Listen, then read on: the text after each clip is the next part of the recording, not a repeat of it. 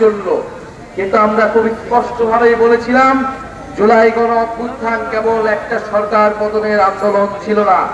জুলাই গণ অভ্যুত্থান ছিল একটি নতুন রাষ্ট্র ব্যবস্থা কায়েমের জন্য মানুষের গণ বিস্ফোরণ, মানুষের গণ আকাঙ্ক্ষার প্রতিচ্ছবি। জুলাই গণ অভ্যুত্থানের মাধ্যমে আমরা চেয়েছিলাম এই রাষ্ট্রকে নতুন করে বিনির্মাণ করতে। এই রাষ্ট্রের আইন কানুন, এই রাষ্ট্রের বিধিবিধান, এই রাষ্ট্রের ব্যবস্থা, যেই ব্যবস্থাগুলো জনগণের পক্ষে তৈরি হয়নি, যেই ব্যবস্থা, যেই আইন, যেই সংবিধান আমাদের মধ্যে বিভাজন তৈরি করে রেখেছিল, আমাদের মানবাধিকার, আমাদের নাগরিক মর্যাদা নিশ্চিত করতে ব্যর্থ হয়েছিল, সেই রাষ্ট্রের বদল ঘটিয়ে নতুন একটা রাষ্ট্র ব্যবস্থা, নতুন একটা বাংলাদেশ আমরা প্রতিষ্ঠা করব। প্রিয় বান্দরবনবাসী, আমরা সেই লড়াইয়ে এখনো আছি।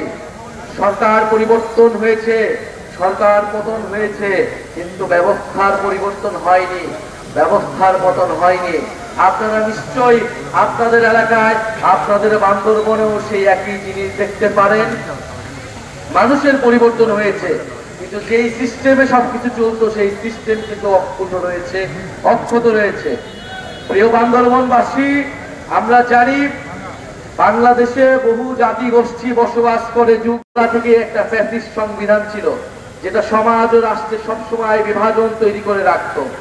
আমরা বলেছি এই যে মুজিববাদ, যেটা ফ্যাসিবাদের আদর্শ ছিল, অ্যান্টিব্যাকটেরিয়াল অ্যাডিটিভ যুক্ত সেরা ওয়াটার ট্যাঙ্ক বিশুদ্ধ পানিতে ব্যাকটেরিয়া জন্মাতে দেয় না। যেই মুজিববাদী মতাদর্শ আমাদেরকে বিভাজিত করে রেখেছে, বছরের পর বছর ধরে নানা নামে সে বিভাজন তৈরি করেছে।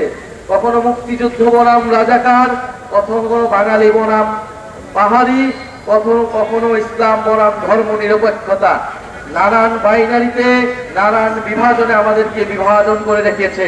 গণ অভ্যুত্থানের মধ্য দিয়ে এই সকল বিভাজন দূর হয়েছে। সবাই আমরা একটা ঐক্যবদ্ধ জায়গায় আসতে পেরেছি। আমাদের ঐক্যের জায়গাটা ছিল বাংলাদেশ, যে বাংলাদেশ পন্থার মাধ্যমে আমরা এই রাষ্ট্রটাকে নতুন করে বিনির্মাণ করব। প্রিয় বান্ধব, বাংলাদেশকে সুন্দরভাবে গড়ে তুলতে এবং এই পাহাড়ে যে সমস্যা, যে জাতিগত বিভাজন তৈরি করে রাখা হয়েছিল, আমরা মনে করি তা ইচ্ছাকৃত, তা পরিকল্পিতভাবে এর সমস্যার সমাধান করা হয়নি এই বছরের পর বছর ধরে। কারণ এই বিভাজনের ফলে সুযোগ সুবিধা নিয়েছে অন্যেরা, এই বিভাজনের ফলে সুযোগ সুবিধা নিয়েছে লুটপাটকারীরা। আজকে সময় এসেছে আমরা নিজেদের মধ্যে সংলাপের মাধ্যমে, আলোচনার মাধ্যমে, সম্প্রীতির মাধ্যমে আমরা সকল বিভাজন ঘুচাবো, নিজেদের অধিকার এবং মর্যাদা প্রতিষ্ঠা করব। যে আমরা একটা নতুন সংবিধান এবং বিচার সংস্কারের কথা বলছি।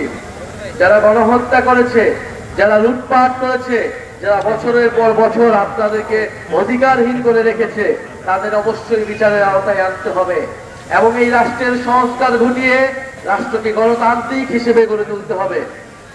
এবং সর্বোপরি আমাদের যে নতুন সংবিধান, সেই নতুন সংবিধানের জন্য গণপরিষদ নির্বাচন লাগবে। প্রিয় বান্দরবনবাসী, আপনারা জানেন যে কেন আমাদের এখানে আসতে দেরি হয়েছে। কক্সবাজারের চকরিয়ায় একটি গণতান্ত্রিক ভাবে সম্প্রীতি এবং সংহতির বাংলাদেশ গড়ে তুলব।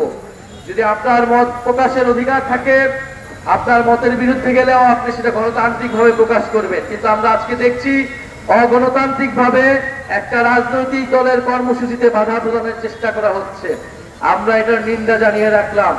আমরা জানি জনগণ যেই অগণতন্ত্রের বিরুদ্ধে, যেই স্বৈরতন্ত্রের বিরুদ্ধে এবং মত প্রকাশের স্বাধীনতার পক্ষে গণ অভ্যুত্থানে করে নেমেছিল, ইনশাল্লাহ সামনের দিনও যদি ভয়ের সংস্কৃতি কেউ তৈরি করতে চায়, জনগণ আবারও রাজপথে নামবে। আমাদের নেতা নাহিদ ইসলামের নেতৃত্বে বাংলাদেশ এগিয়ে যাবে।